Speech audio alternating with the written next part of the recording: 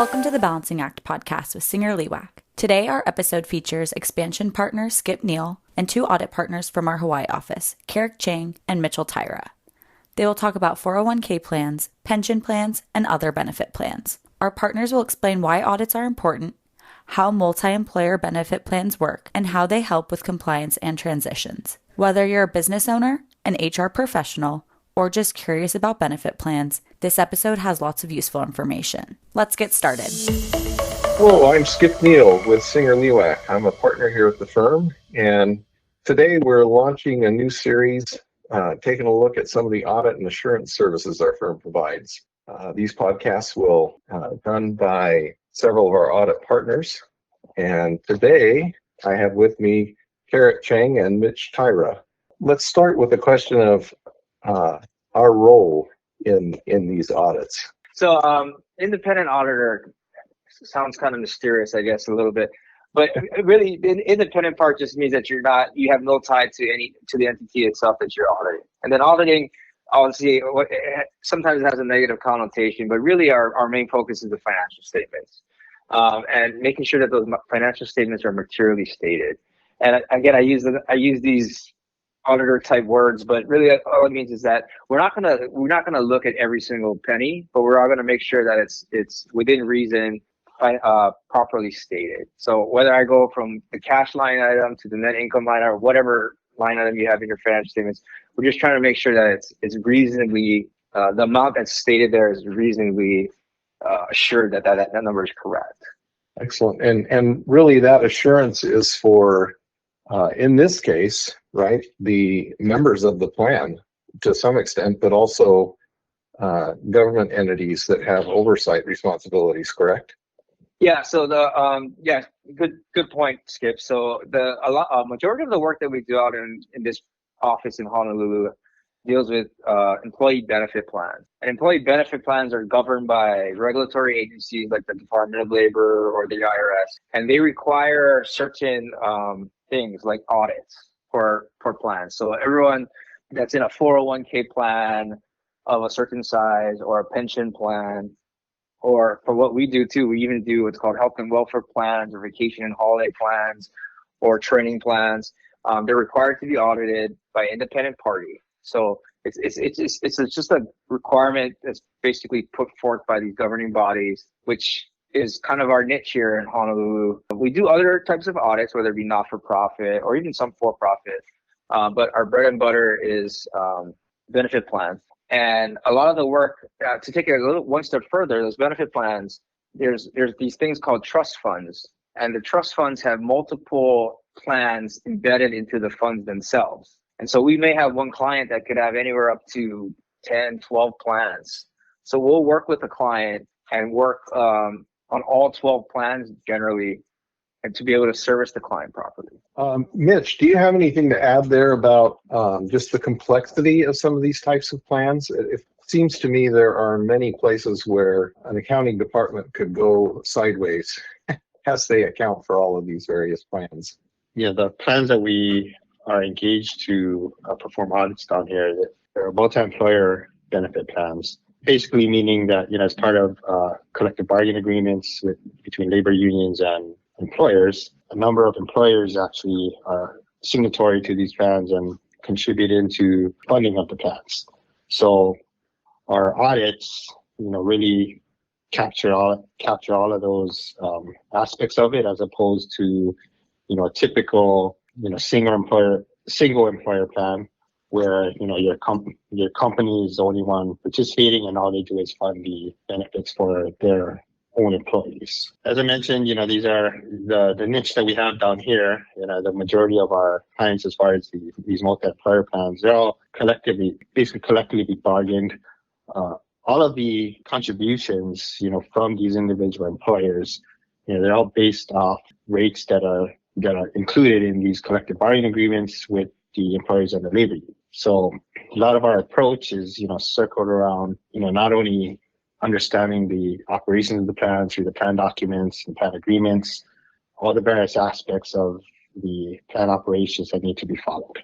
Just to add a little bit to that. So I think in some of my previous capacities in terms of what I used to do, from either as an audit side or even on the private side, you're normally working with like a finance team or an accounting team.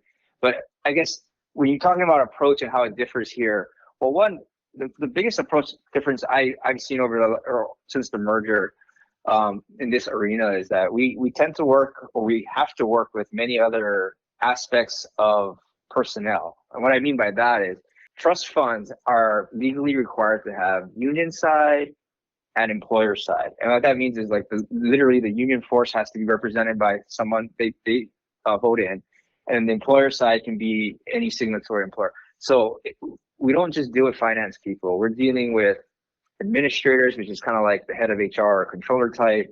We're dealing with union members all the time, which sometimes they don't have a lot of exposure to finance, but that's okay. We talk to them and we try and explain to them what we do and how we go about it. And on the flip side, sometimes we do talk to people who are dealing with a lot of finance type activities and work with them as well. So that, I think, is the biggest difference for maybe this niche, but as well as it affects our approach, because our ability to communicate various levels of financial acumen is critical to what we do. So maybe you interact more with the folks that are involved in organizational governance. Is that a fair way to say it? Yeah, very much so. I mean, I guess I go back to my other capacities again. I've generally only dealt with finance people, and in this capacity, it's a big part of what I do, but it's not the only thing. Excellent, thank you, Keric. All right, we're talking about audits here, but oftentimes we have to be involved in some tax and other compliance type issues. You guys want to talk about that a little bit? I don't know if we're the right guys to talk about stuff like that, but I'll try my best. If you should probably chime in where I might get some things a little fuzzy. But these benefit plans have very somewhat complex tax filings that are tied to it. SingerLewak is obviously not. As an audit partner, my main objective is to make sure that the audited financial statements are correct. I then generally will work with the tax team to make sure that the tax filings associated with that employer or with that fund is correct too. Again, there's these things called Form 5500s and Form 990s. I don't want to get into too much detail. They are another regulatory compliance-driven form, kind of like how today's April 16th, and everybody probably turned in or some form of their 1040 yesterday. It's just another filing form, just like that, but it's specific to the plans themselves. Excellent. Yeah, I'll kind of jump in here and add a little bit to that. So, in our previous life, Keric and I, our previous stint in public accounting, there was a very, distinct wall that was put up between, the audit team and the tax team. So, when we start thinking about, who the tax side of, our services, the Form 5500s, the Form 990s, that really wasn't a responsibility that was put on the audit team. Now that we're coming into SingerLewak, there's a more, I guess, general approach to services, whereas, the audit services and advising services that we provide, a lot of that includes now, the regulatory side, right? Preparing of these tax returns to the DOL, the IRS. The smart things that the firm did, SingerLewak did, was also bring on a local tax partner, Judy Chalk, who also has that Big Four public accounting experience, but is an expert in nonprofits and tax exempt entities. So she is really invaluable to what we're doing down here. Adding that extra layer of support and knowledge, to make sure that our clients are being properly advised and serviced. All right, so we talked a little bit about how we begin one of these engagements by reviewing plan documents and payroll and HR and 401k processes and so on. But we also sometimes need to terminate these plans as organizations change as an entity. And so, Keric, do you want to talk a little bit about that subject? I do have some experience working at termination. in my career, and generally speaking, there's probably some very specific reasons why a plan would terminate. Ideally, it's not because the plan doesn't have money, but sometimes that does occur. But it's more so in the fact that sometimes a plan may want to sell it off so that they don't have to administer it, because the administrative burden is pretty high. In terms of, if you're running a pension plan, then you need to have an actuary and you need to have a consultant, and you need to provide so much funding to make that plan whole. And so what I've seen is that a plan will sell off the plan itself into an insurance company. I've also seen where the PBGC, which is the regulatory body that takes over a plan if it's kind of going sideways. I've seen that also occur, which is not as bright of a story, but when that happens, then participants or the benefits get reduced for the participants themselves. So that's obviously not a good thing. And so I guess that's really my experience with terminations. So more of a consultative role, would you say, in those types of situations? Very much so from an audit perspective. Yes, you would have to do what's called a final audit under a specific accounting basis. I know it's a very granular topic that we're talking about. But then again, the plan will have its consultants and work through that. And then Mitch, that kind of is a good topic to segue into talking about other consultative things we do. Occasionally, there are changes in service providers in these plans. Do you want to talk a little bit about how we might help in those situations? Yeah, so our services really run the whole gamut of, we try to provide, as much consultation support as we can to our clients, as we're allowed to. Changes in service providers, being one of the big things that the plans and our clients will undergo. I guess proactive communications, being there every step of the way. That's really how we want to support our clients and, ask them to, work with us on. Really, it's, situations will change, as the types of service providers change.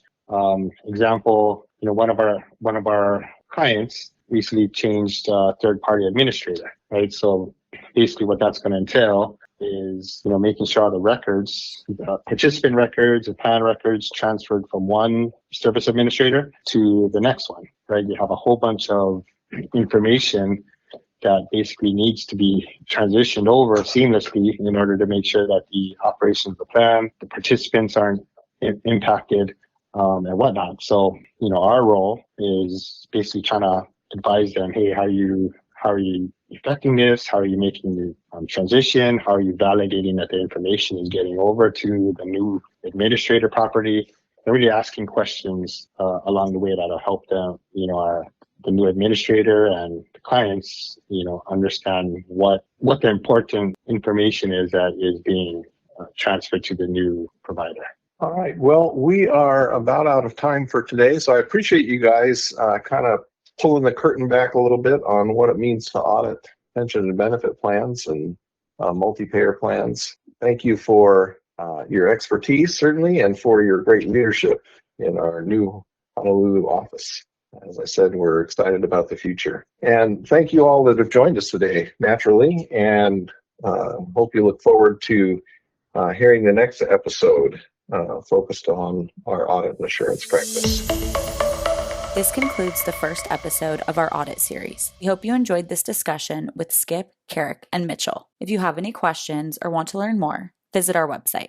Don't forget to subscribe for more episodes featuring industry advice and insights. Stay tuned for our episode next month about not-for-profit audit preparation. Until next time, stay informed and stay balanced.